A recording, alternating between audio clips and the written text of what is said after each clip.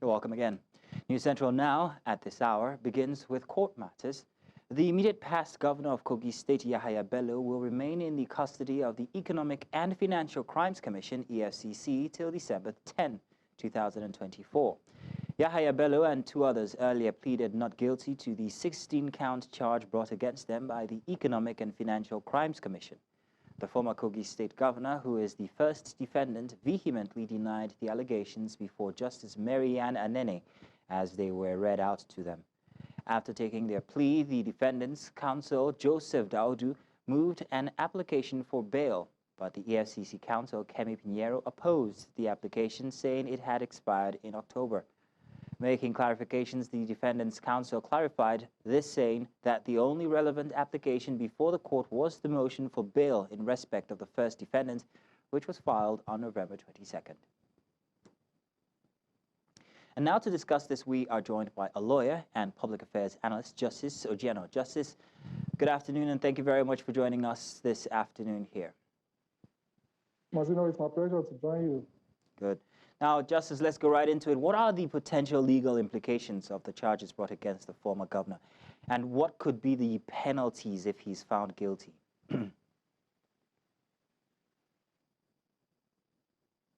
Okay, you know that I'm hampered a lot with respect to a lot of things that I can say. But the major penalties against him in the event that he is found guilty, I pray that he enjoys a very, very fair trial. It's the prayer not just for him, but for anybody that finds himself in this kind of scenario. The penalties generally will be based on the maximum and minimum spectrum, and it is for the judge to actually choose whether it is maximum or minimum, depending on how penal the judge and how exemplary that the judge wants to use him to demonstrate to anybody who may want to try any of such offenses if he is not found innocent. And it ranges from, because he's charged for criminal breach of trust, conspiracy, and the abuse of public property and charges in that regard. So it will range largely from 6 years to 8 years, maybe per charge, depending on, he has 16 charges against him. And the judge too can choose to make it run simultaneously, or that if you serve a particular 4 years or 6 years or 10 years before it commences another one. But largely in practice, what we see is that the judges usually, the court will usually order that everything runs concurrently. So while he's serving the charge for while he's serving one of the charges, he can actually be serving 10 of the charges or 16 of the charges if he's found guilty of everything at the same time. Would that seem fair to you? I'm sorry if it seems sub judice to ask that question, but if it is, you don't have to answer. Definitely, I can't actually comment on whether it is fair or not at this stage of the proceedings. Before the charges were profiled against him, I had an opinion, and I'm bound now to wait till after judgment before I can express any other opinion as to whether it is fair or not. Let's move away from anything that might be considered sub judice. How might this development impact the political landscape in Kogi State and Nigeria as a whole? Could it have implications for the future, for elections and also party standing? Definitely, I think it will. And if people know that if governors, for example, or political office holders, especially 74 of them that have been exempted from direct prosecution, like mere mortals like us by Section 308 of the Constitution. You remember that the Section 308 says that governor and deputy governor and president and vice president, so 36 states of the federation, and that of the federal makes them 74. If 74 of them will remember that there will be a date to when they would leave that particular office, sometimes they will think again, they will rethink. And to him now, it's even a peculiar situation. You remember Adams Oshomole, being chairman of APC, at some point actually said that one of the ways for your sins to be forgiven or for the EFCC not to hound and harangue you is for you to join the APC. because he is presently in the APC and is presently being prosecuted by an APC government, maybe that too will send a proper signal to other persons who may feel that, okay, maybe because we are in the ruling party or in the opposing party, we may be able to get away with murder. So maybe they will think twice. The implications are rife. But let's talk about public trust.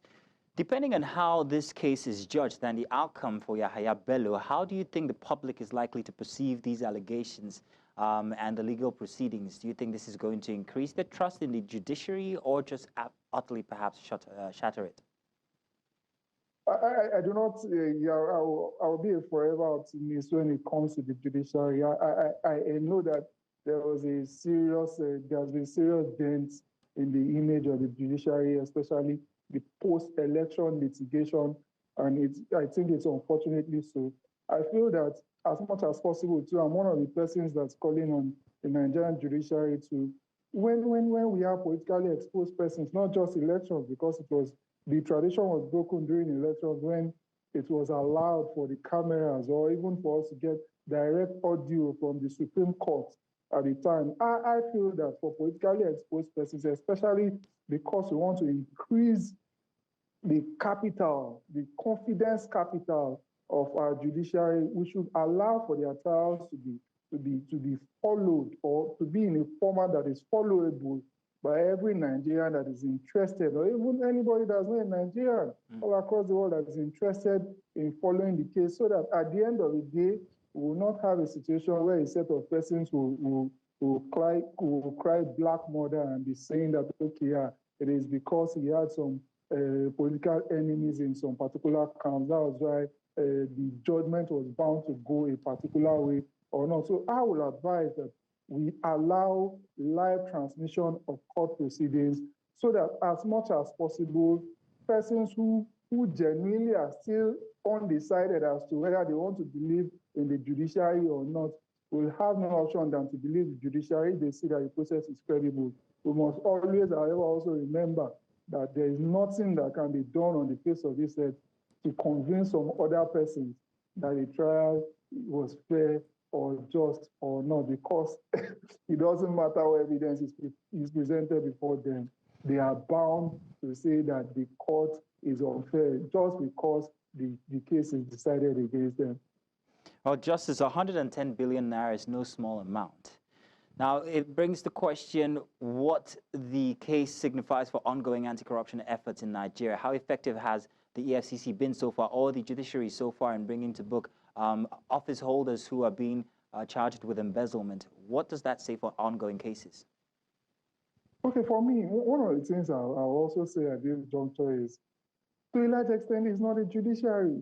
The blame is not to be put at the doorstep of the judiciary. I've been in the system and I know that to a large extent, see, there is little or impossible that the judiciary can do if the investigation wasn't done, if a yeoman's job wasn't done with the investigation, because we have all agreed. In fact, Section 6 of our Constitution gives the judiciary the sole job of interpretation of the laws that are provided. And our Evidence Act says that, especially Section 135, says that when there is reasonable doubt, a person who is accused of a particular offense must be set free. And it's because of the cornerstone of fair judicial procedures that it is better for 99 guilty persons to be let to go scot-free than to punish an innocent person unjustly. So that's a position of our law that we entrusted and commanded the judiciary to decide upon. So if that is the condition that the judiciary has to work under, then we have to bring a better searchlight on what the investigators are doing. That's number one. Number two, what is the prosecution doing? The standard for the prosecution is so high that if it doesn't do a job that is close to perfect, then we have to just let anybody that is charged of an offense go. Okay. Because we must also remember there is a provision of Section 36(5) of our Constitution Okay. That presumes a person innocent until the person is in an incontrovertible manner found to be guilty. All right, then.